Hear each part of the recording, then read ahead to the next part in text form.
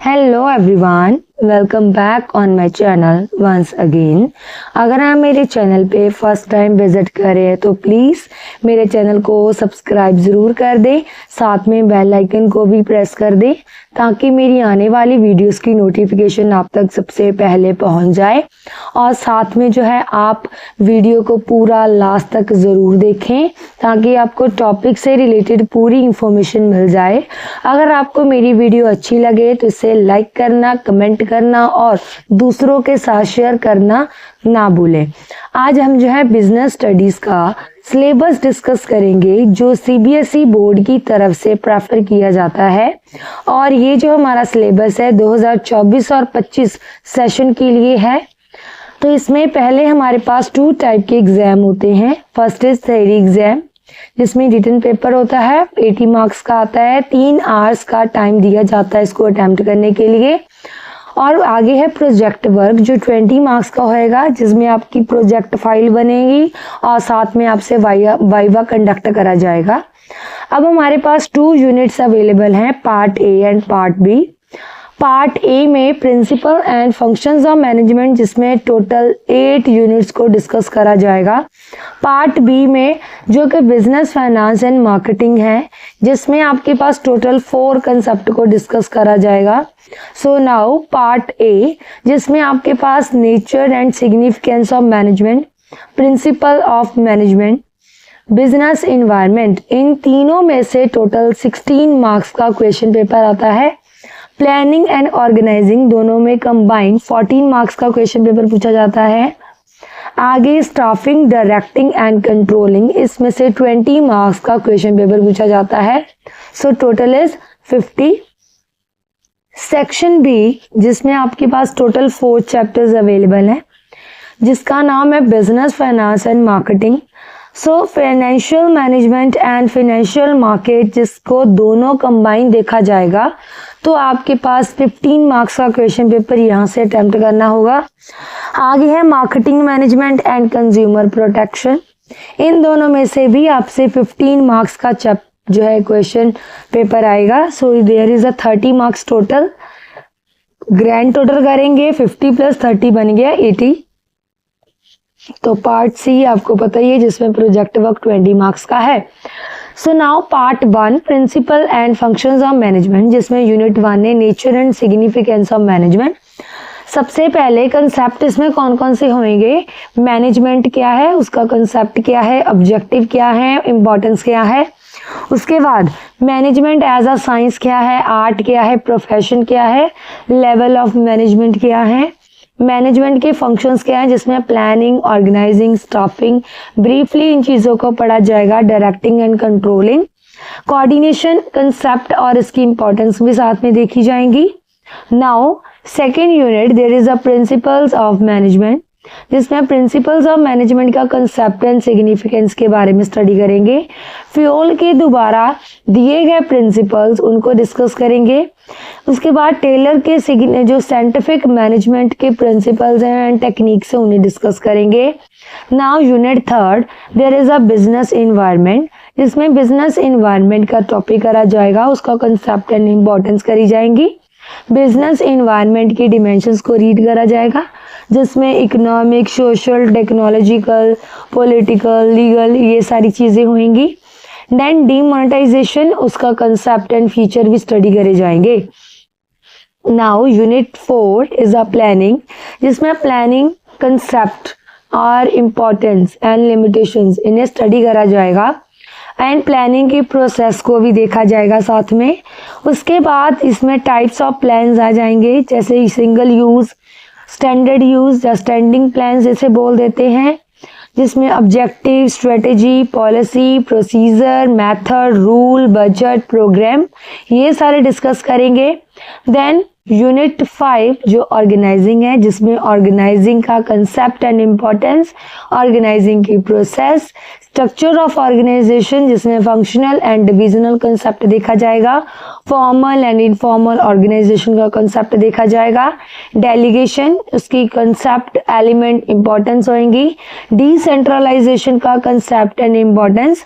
Next is staffing, staffing पे आपके पास आएगा concept and importance of staffing. Staffing एक ह्यूमन रिसोर्स मैनेजमेंट का पार्ट कैसे है वो देखा जाएगा। स्टाफिंग की प्रोसेस होएगी, रिक्रूटमेंट होएगी, रिक्रूटमेंट की प्रोसेस होएगी, सिलेक्शन प्रोसेस होएगी, देन ट्रेनिंग एंड डेवलपमेंट जिसमें उसका कंसेप्ट, उसकी इम्पोर्टेंस, उसके मेथड्स जैसे कि on the job, off the job and vestibule training, apprenticeship training, internship training, ये सारी चीजें इसमें डिस्कस करी जाएंगी। Unit number 7 there is a directing. Directing का कंसेप्ट एंड इम्पोर्टेंस रीड करेंगे। एलिमेंट्स ऑफ डायरेक्टिंग डिस्कस करेंगे जिसमें मोटिवेशन, मोटिवेशन का concept, Maslow's hierarchy of needs जिसमें financial and non financial incentive देखे जाएंगे। लीडरशिप का कंसेप्ट, लीडरशिप के स्टाइल जिसमें अथॉरिटेटिव, डेमोक्रेटिव, लेस फेयर, ये सारी चीज़ें इसमें स्टडी करी जाएंगी जिसमें लीडरशिप के कंसेप्ट हो गए, स्टाइल्स। कम्युनिकेशन कंसेप्ट हुआ, formal and informal communication, barriers क्या है, इफेक्टिव कम्युनिकेशन के कैसे बैरियर्स को ओवरकम किया जा सकता है वो सारे रीड करेंगे। देन कंट्रोलिंग, कंट्रोलिंग का कंसेप्ट, कंट्रोलिंग की इम्पोर्टेंस, क्या रिलेशन है प्लानिंग एंड कंट्रोलिंग के बीच में, कौन से स्टेप्स प्रोसेस में फॉलो करे जाते हैं कंट्रोल करने के लिए। Now part B business finance and marketing जिसमें यूनिट नंबर 9 जो फाइनेंशियल मैनेजमेंट से रिलेटेड है, जिसमें आपसे फाइनेंशियल मैनेजमेंट, उसका concept, role, objective, financial decisions जिसमें इन्वेस्टमेंट, फाइनेंसिंग एंड डिविडेंड, उसका meaning and factors, financial planning का concept and importance, capital structure का कंसेप्ट, फैक्टर क्या इफेक्ट करते हैं कैपिटल स्ट्रक्चर में, fixed and working capital concept and factors. Next is unit number 10 जिसमें financial market, financial market का concept, money market concept, capital market and it's type जिसमें primary secondary दोनों discuss करे जाएंगे, स्टॉक एक्सचेंज जिसमें उसके functions and trading process करी जाएगी। उसके बाद आ गया security and exchange board of India जिसे सेबी के नाम से जाना जाता है, उसके objectives and functions. Then marketing, marketing का कंसेप्ट, उसके फंक्शन, उसकी फिलॉसफीज, मार्केटिंग मिक्स और उसके एलिमेंट्स कंसेप्ट के साथ पढ़े जाएंगे। प्रोडक्ट में पढ़ा जाएगा brand, label, packaging concept, price में उसका कंसेप्ट और कौन से फैक्टर डिटरमाइन करे जाते हैं प्राइस के लिए। फिजिकल डिस्ट्रीब्यूशन में concept, component, channel of distribution. Promotion में आपका कंसेप्ट एंड एलिमेंट जिसमें advertising, personal selling, sales, promotion, public relation, ये सारी चीजें देखी जाएंगी। उसके बाद आ गया कंज्यूमर प्रोटेक्शन जो 12th यूनिट है जिसमें आपको कंज्यूमर प्रोटेक्शन का कंसेप्ट एंड इम्पोर्टेंस होगी। कंज्यूमर प्रोटेक्शन एक्ट 2019 के अकॉर्डिंग देखा जाएगा। मीनिंग ऑफ कंज्यूमर राइट्स का मीनिंग, रिस्पॉन्सिबिलिटीज ऑफ कंज्यूमर, कौन फाइल कर सकता है कंप्लेंट, रिड्रेसल में का जो मशीनरी मैकेनिज्म क्या है, रेमेडीज क्या है available. Then consumer awareness, role क्या है हमारा कंज्यूमर ऑर्गेनाइजेशन का, एनजीओस का, वो सारा स्टडी करेंगे। देन उसके बाद हमारे पास आएगा 13th यूनिट जो हमारा प्रोजेक्ट वर्क होएगा।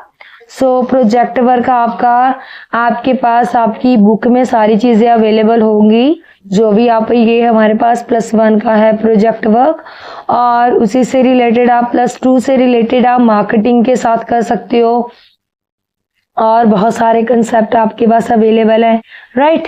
तो आपको उससे अकॉर्डिंग आपकी असेसमेंट इसके अकॉर्डिंग लगती है। इनिशिएटिव, कोऑपरेटिवनेस का पार्टिसिपेशन के 2 मार्क्स होते हैं। तो आपके प्रेजेंटेशन कैसे करिए, क्रिएटिविटी, उसके 2 मार्क्स होते हैं। कंटेंट क्या है, ऑब्जर्वेशन क्या है, रिसर्च वर्क क्या है, 4 मार्क्स उसके होते हैं। सिचुएशन को एनालाइज करने के 4 मार्क्स हैं, वाइवा के 8 मार्क्स हैं और इसके साथ आपका टोटल जो है वो लिया जाता है, ठीक है। है। और इसी तरह से आपके पास जो है प्रोजेक्ट वर्क, आप अपने प्रोजेक्ट वर्क आपका प्रिंसिपल्स ऑफ मैनेजमेंट के ऊपर होता है। और उसके बाद आपके पास मार्केटिंग स्टॉक एक्सचेंज के ऊपर हो गया, मार्केटिंग के ऊपर हो सकता है, मार्केटिंग के आपको कंसेप्ट दिए गए हैं, कोई भी आप चूज कर सकते हो। उसके बाद आपके पास अवेलेबल है यहाँ पे कंज्यूमर एक्ट भी आप कर सकते हो। होपफुली आपको पूरा कंसेप्ट क्लियर हो गया होगा। Thank you so much for watching this video. Thank you so much.